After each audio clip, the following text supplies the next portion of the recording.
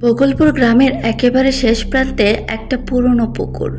লোকের মুখে শোনা যায় এই পুকুর ঘাটেই বহু বছর আগে এক নববধূকে পুড়িয়ে মারা হয়েছিল। আর লম্বা ঝুলে আগুন লাগিয়ে দেয়া হয়, আর সে আগুন নিভাতেই সে পুকুরে ঝাঁপ দেয় আর সেখানেই মারা যায়। শোনা যায় এখনো সেই পুকুর থেকে তার চিৎকারের শব্দ ভেসে আসে। গরমের ছুটি কাটাতে শহর থেকে রিনু তার দাদার বাড়িতে আসে বেড়াতে। রিনু ছিল একজন সাহসী মেয়ে। সে ভূত বা আত্মাতে কিছুতেই বিশ্বাস করত না। সন্ধ্যাবেলা তাদের বাড়িতে গল্পের আসর বসে। বন্ধুরা, নতুন নতুন সব ভৌতিক গল্প শুনতে আমার চ্যানেলটিকে সাবস্ক্রাইব করে ভিডিওতে লাইক ও শেয়ার করে দিও। সেখানে রিনু সেই পুকুরের ব্যাপারে জানতে পারে। আর গল্প শেষে তার এক চাচাতো ভাই তাকে চ্যালেঞ্জ ছুড়ে দেয়। বলতে থাকে, তোর তো অনেক সাহস, পারলে সে পুকুর ঘাটে রাতের বেলা গিয়ে দেখা।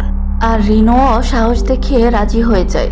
কথা মতো সেই রাতে রিনু একটা টর্চ আর তার মোবাইল হাতে নিয়ে বেরিয়ে পড়ে। চারিদিকটা যেন থমথমে পরিবেশ।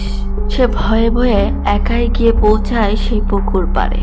হঠাৎ কেউ তার পিছন থেকে ফিস ফিস করে তাকে ডাকতে থাকে, কি রে, তুই আমার চুল নিয়ে এলি নাকি?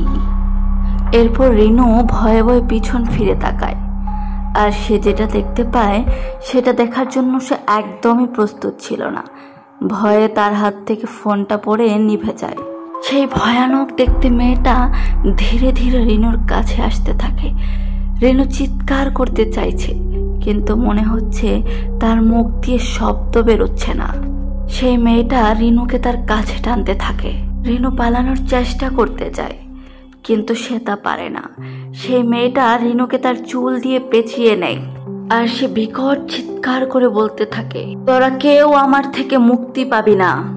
এরপর দেখতে পাই রিনু রক্তাক্ত অবস্থায় কাদার উপর পড়ে আছে। তার মাথায় আর লম্বা চুল নেই। ভোরবেলা রিনুর বাড়ির লোক তাকে খুঁজতে এসে পুকুর পাড়ে পড়ে থাকতে দেখে। আর তারা কিছুটা আন্দাজ করতে পারে রিনুর এই অবস্থা কেন হলো। এরপর এলাকার সবাই সেই বিষয় নিয়ে আলোচনা করতে থাকে। সন্ধ্যা হলে এখন আর কেউ পুকুর পাড়ে যায় না, কারণ পুকুর পাড়ে আজও তাকে দেখা যায়।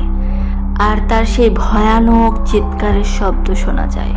মনে হয় সে যেন কাউকে ডাকছে।